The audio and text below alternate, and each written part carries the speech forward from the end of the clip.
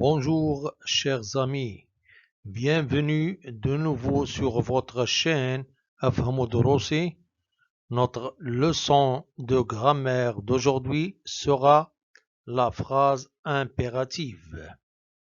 Notre objectif dans cette leçon est identifier et saisir les caractéristiques de la phrase impérative. Commençons d'abord par l'observation de ce texte. Pour fabriquer un zootrope, préparez une bande de papier, divisez la surface de la bande en cases égales, dessinez sur chacune une étape du mouvement que vous imaginez. Transpercez le centre d'une boîte de fromage circulaire. Commençons par les questions suivantes. Question numéro 1. Combien y a-t-il de phrases dans le texte? Il y a 4 phrases. Question numéro 2. Par quel verbe commencent ces phrases? Elles commencent par préparer, diviser, dessiner, transpercer. Question numéro 3. À quel temps ces verbes sont-ils conjugués? Ils sont conjugués à l'impératif.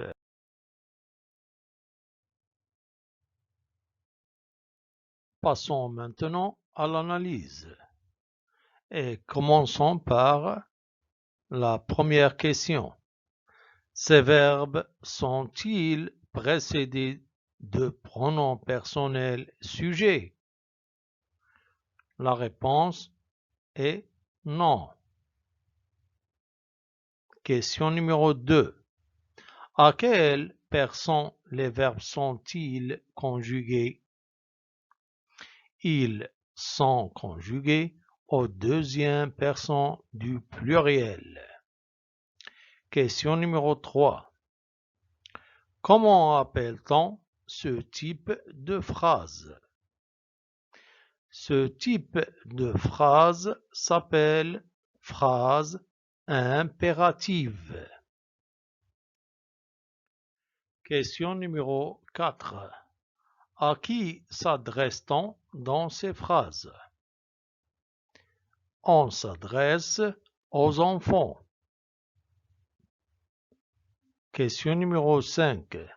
Qu'exprime-t-on dans ces phrases? On exprime un conseil. Question numéro 6. Réécris le texte en s'adressant à un seul enfant. On obtient: prépare une bande de papier, divise la surface de la bande en cases égales, dessine sur chacune une étape du mouvement que tu imagines. Transperce le centre d'une boîte de fromage circulaire. Pour conclure ce qu'on a vu dans cette leçon, on dit: la phrase impérative commence par un verbe à l'impératif. Elle peut exprimer un conseil ou une recommandation. Dans une phrase impérative, le verbe n'est jamais accompagné de pronom personnel sujet. Exemple: lisez un livre par semaine. Évitez les jeux vidéo violents. Ainsi, on arrive à la fin de notre leçon d'aujourd'hui. Merci à tout le monde et à bientôt.